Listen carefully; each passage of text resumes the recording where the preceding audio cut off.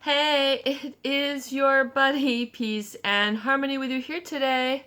Much love going out to all the beautiful, empowered harmonizers. We are zooming in and focusing in a little bit more in depth on a great viewer question, and that is to discuss sort of psychopathic commands. These sort of psychopath tells, the little half sentences that they slip in conversation that are commands, that are giving you marching orders, that they slip in sort of underneath conscious awareness. These people are very good at giving commands to other subconscious as to how to feel, what to do, depending on different, I would say, stages of their development.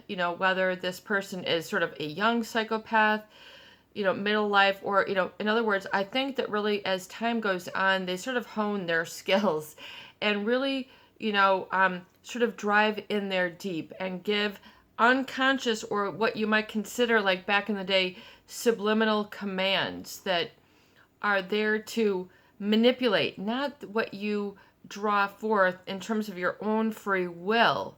This is the problem. You have to understand that you have free will, which essentially gets overshadowed or overrun through the psychopath command. So it sort of buckles you into a powerlessness, or really temporary powerlessness, or helplessness or hopelessness, which you sort of feel it's a designed state to make you sort of feel that you're immobilized, or that you're in a stunned perspective, or a deer in headlights. So that's sort of where they want you.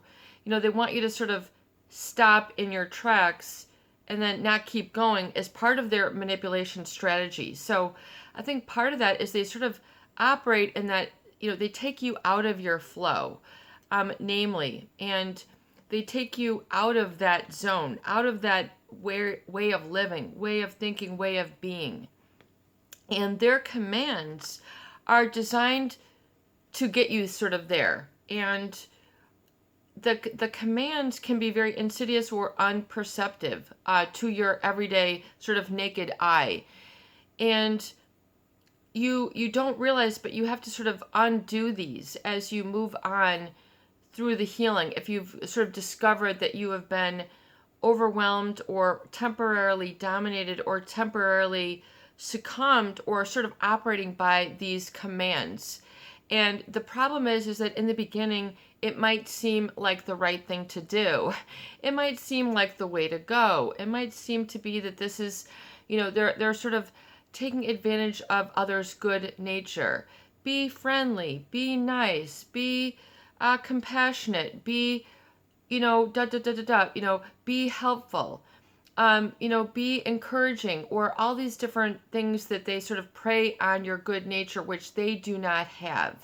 So it's right in the beginning. They sort of open up that, it's really all about them, but you're usually overwhelmed with joy to help them. Oh my God, yeah. It just becomes this unquestioned, dancing with them. And you don't realize that this is a deliberate state that they want you to be in, which oftentimes you don't realize that it's taking away your free will, your ability to think coherently, your ability to make decisions based on objective data.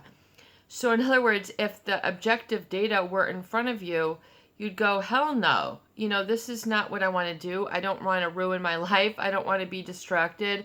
I don't want to have, make and surround myself with people who are going to throw me under the bus, backstab, talk about me, put me down, lie about me, etc. So it's the old bait and switch. It's the old deception. It's the old con game. It's the old scam, but it's just sort of in modern day, and so people are just, they can't believe, quote unquote, this happened to me. I can't believe I was taken for a sucker, or I didn't believe that I didn't have clear perspective and take care of myself, or have the right people to go to. So a lot of this becomes then self-condemnation as part of the commands. So the commands are usually very insidious, and are real, just sort of honing in points that they might reaffirm with you, and you don't realize that it's contrary or conflicting with your best interest, that causes you to deny and become just sort of immune to or not rational. In other words, you're not looking at objective data. In other words, would you really want to do that again? Would you want to violate that for them? Would you want to help them and over obligate to assist them, which is usually in the beginning? There's usually a sob story. Poor, poor, pitiful me. And then there's these commands that, keep me on my P's and Q's. You need to help me. Can you help? So there's these commands that usually then people are like diving in, and then they don't realize that there's almost like, oh my God, you are a lifesaver for allowing me to help you. So they really will hook the people who have this compassionate, giving heart. Those people who really feel good by helping others. It's a specific group of people. They're a special class. They love to feel good and sort of take their pride and their identity from being this individual, for sort of being a leader, being strong, being compassionate, being happy, being carefree, or whatever these traits are, that then will set up the perfect environment or prime that engine for being taken advantage of and not really seeing it. So, especially when, the psychopath will usually begin their commands in the beginning. I need your help. I mean, it's usually an obvious one, but there's usually a this is a pattern. I mean, this is, how people get taken. And usually people think, oh, wow, it's going to be like the person in the van who's trying to lure, kids in with the candy. It's kind of like candy of a different nature for people. And as they say, the sugar, the candy is going to be a red flag. You can't make a meal out of candy. Candy, has no nutrients. Sugar is addictive. Sugar gives you a temporary high and then a crash. Sugar is, what kids love because it gives them that bolt of energy, and then they're bouncing off the walls. So you have to realize this sort of energy that is non-nutritive, that is really not healthy, but you don't realize that you're getting addicted to the commands, which become like emotional sugar to people, especially those people with a big heart, who love to be happy, who think that, not that they're better than other people, but people who are strong or generous, or, they have this as part of their identity, and then they sort of hollow you out. Oh, you think that you're okay for helping me. Well, I'll teach you otherwise. These people are very parasitic nature, which means they live off of and take their energy and life being from taking advantage of others, taking from others. I mean, it's just, and you will understand in whatever unique way that you have been in their life, how you were the host and then they were the parasite. In other words, they will tell you this. I mean, I need others to survive, or I need, I thrive on attention from others, or, they surround people with stepping stones to get them where they want to go and how they want to appear, as if. They always are about creating this sort of untouchable image for them that they are charming, whatever. But back to the commands. So in the beginning, it's very, very subtle. Help me out here. Can you give a brother a point? Can you give a sister a this? Can you help out here? And they'll always usually come in, crawling. Of course, so it's this sort of immature, wounded nature. Studies have been, in other words, they get you at that sob story. They use that emotional trigger where any person who has empathy would not turn this person away. It's like the person who comes crawling, to your door and, I lost my cell phone in a car accident. Can I make a quick call? I mean, of course, here you go. And then you hand it all over, thinking it's not going to happen. But that parasitic, it just snowballs and snowballs and snowballs. And that creates the foundation of the relationship where you're giving to help them, but it depletes you in the process. This is their parasitic nature. Whatever it is that they need. What is it that they need temporarily? Shelter, food, a good time, a companion, someone that they can begin to groom. This is what they are doing. The commands then are usually then involved with you sort of always, it's like, give me, and then, oh, you don't need to give me anymore. I've already, on the road with my other relationship. I mean, so they love to sort of catch people in that, oh my God, what just happened moment. And the commands are very subtle, usually sort of half spoken, and are trying to align themselves with something other than what is true. So it's so that you will not think for yourself. You will not rely on your own objective data. They will have, it's almost like a dog who makes a poo-poo, and then they have that, that foot reaction where they're sort of kicking up the dirt to try to cover up their tracks. This is just what they do on people. I mean, nature is a great, great teacher. We use a lot of analogies here, but it's very, very, very accurate. In other words, they will make their commands and then try to cover it up and not realize that, so that others will not perceive their parasitic nature, that they feel, they will target the people who feel good for helping. But then the very people who have helped them are the very people that they will throw under the bus, malign, talk smack about, create lies, create negative propaganda, that they will flip it around and then, as if they had no relationship. It's merely a stepping stone sort of relationship pattern that they will set up. So you have to stop taking that emotional candy from them. Oh yeah, I can help you. Oh yeah, of course. You get that sort of, that compassion. Once again, I mean, realizing that in the beginning, just like when for our example, the stranger who was just in a car accident, who comes crawling to your door, I lost my cell phone. Can you make a call for me? I mean, do you understand that bystander reaction? And then that group think, of course, you always help someone in need. So you've got all this group think programming going. But, what if that person ran away with your cell phone? What if they got your, all your data? Do you see what I'm saying? So you don't realize what you're giving away in the beginning. You're giving away basically your everything, and you don't realize it. It's like right from underneath your nose.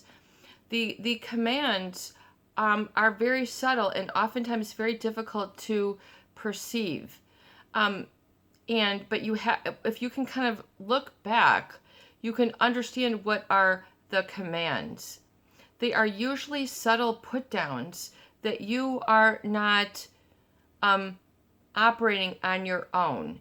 In other words, it's very insidious, it's very precise, and it's very much down to that you don't have control over yourself or where you're going is the ultimate message and command that they give in, that they plant, that they mirror back, and that they sort of groom you.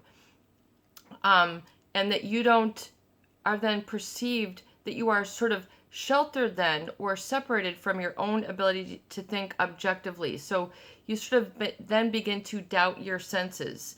They will use whatever tactics that they can use, whether it's their energy, their appearance, their knee-jerk reactions, their breathing, their ability to hyper arouse, that they, the commands are very insidious. In other words, the way that their breathing is, very quickly, they might get you on that level, and then you think that they're laughing, but and then you're supposed to laugh, and then you don't really realize that then they're doing something that you are then there to save them again. Do you see? So that they really malign you from your own internal stability. It's a hyper arousal that you begin groomed on, that are laden with commands.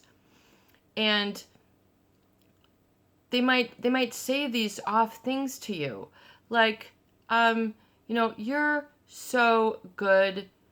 No one else is like that. Or you are so stable. And when everybody else is all over the place. So they'll sort of put you into your own little special place, I think, is the end result. So no matter what their command is, it's designed to sort of prop you up while they are parasitically living on you. They're taking your focus, your attention, your good nature, your wholesomeness, whatever it is that they can take is ultimately, what they need to get there. And it's kind of like sugar for you. You don't realize that it's depleting you. You don't realize that it's non-nutritive. It's not sustainable. It's not based in reality. It's just creating a big old cavity. And you don't realize it until you go, oh my God, I have this whole part of myself that I have completely missed out on, and I've been painted into a corner. I've been made to be a person that I am not, or I don't want to be. And that you aren't recognized as such. So oftentimes the command is to be contrary or conflicting with that with which who you are. Meaning, I am a wholesome person. I am good. I am nice. I am loving. Okay, so, and then, so follow me here. So if that is sort of who you are, and that quote unquote then is not good enough, so they will flip it around to try to give you a alternate identity, if you will, in the beginning. In other words, you are lovable, you are funny, you are, and then they sort of, bring out this sort of reaction that you, all of a sudden, you're no longer lonely, you are no longer boring, you are no longer looked over, you are no longer, do you see, there's usually something in the beginning where people have, oh, I'm no longer whatever. There's usually something that, a very deep-seated need, which then is satisfied, that you then will stick with them and then latch onto them and then develop this attachment, which is very insidious, because you have to have a detached nature where in life and relationships, where ultimately you can exercise free will and think for yourself. This is not a popular thing to think for yourself. This is not, an advertised thing. Think for yourself. Take care of yourself. Oftentimes people who are psychopathic, they are parasitic in nature. So they are living off of other people. And them sort of being groomed to be supply, support, their posse, whatever it is. And this, ultimately is then discovered if you are on the journey long enough. So really, recover that sense of I am, because they try to misalign you and then try to then bring evidence, which they have then groomed you to be guilty of. It's just an insidious weaving of a tapestry of a trap. You just have to, realize that they just try to malign you. So you need to get back and then surround yourself with the people who you do have good things in common with. It's okay to not have things in common with a psychopath. It is okay to not, be supportive of someone who's just going to throw you under the bus, take you down, and criticize you. It is okay to think for yourself. It is okay to reclaim your goodness, your wholesomeness, your I am, your safety, despite if you've been bitten once, bitten twice, been bitten 1,000 times. You're looking at your arm, you almost feel like you've got track marks of being bitten 1,000 times. You wonder if you'll ever be okay again. Yes, you will. Just keep putting the healing lotion on yourself, especially internally, where you've been bitten in that parasitic, way they have sort of put these commands for you to be out of function, out of order, out of commission, out of integrity, out of alignment. So they'll try to groom you into being somebody which is somebody who you don't want to be, i.e., you're just a this, you're just a mop hand. You are just a custodian. You are just a whatever a bad name for a hooker is, or you are just this, you are just that, you are just a meal ticket, you are just, and then ha ha ha, you will never make it with me. And then people usually are then trying to climb that social ladder, climb that steep, slippery slope of, can't I be associated with you, is usually the problem, where they hook people. For some reason, it becomes like the solution, which is to be associated with them. I mean, this is just their tactic again and again. And, no, you don't need to be, quote unquote, associated with them on their good side or the people pleaser. Do you see where it harkens back? It's like the circle of life is, it goes back to right in the beginning, that parasitic, well, it's okay that you don't have to help them, support them, break your back, extinguish yourself to get them, you're not a stepping stone. Take back your I am. You are not all those things that they try to make you out to be. Regain your objective data about yourself and your true needs and what you did not hear, need, get, or have happen. And it's okay to say, no, I don't need to do this, give this away, deny my reality, deny the truth. I'm back with my ears, eyes, gut, taste, smell, and I'm smelling out something that don't feel right.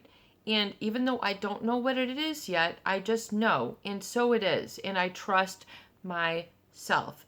Even if you begin on that butterfly, follow your butterflies. Follow your own emotional butterflies wherever they may take you.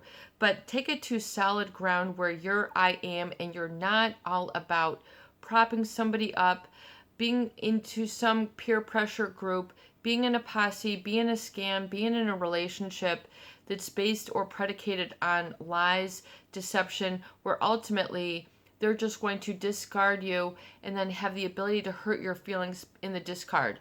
No, your feelings are not to be hurt because of this.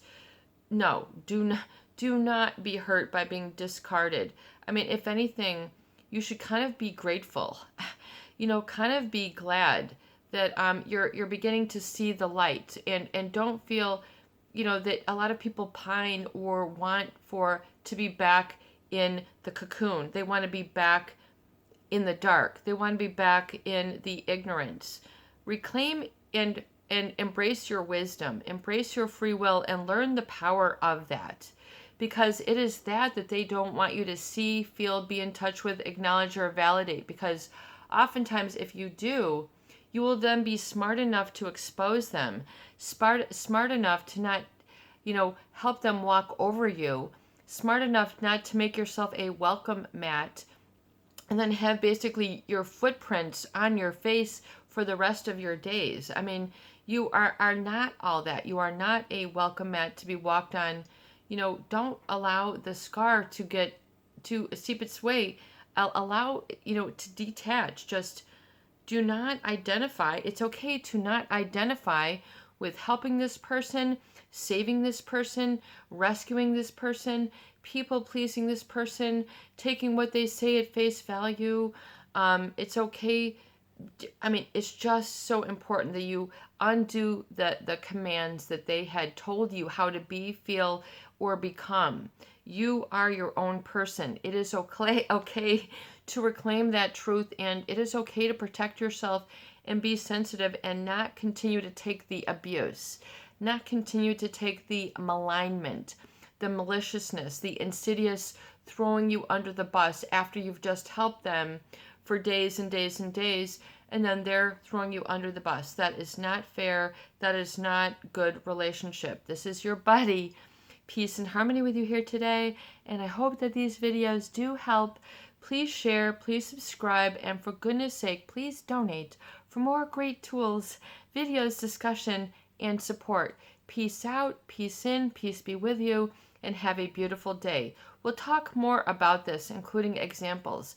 Thank you for your inquiry. Thank you for your comments. And please do your best to support each other and embrace your truth today. You are strong. You are resilient. Your free will is where you really need to expand and breathe into that free will awareness. Acknowledge your free will. Get that going. Even if it's like Stuart Wilde would go through the paces. Just get up in the moment of your day and say, I'm going to exercise my free will. I'm going to walk 10 paces there, 10 paces back, and I am living and existing in my free will. And that's what I need to open up and spend more time in. Try it. You will like it. It will be good for you. Have a beautiful day.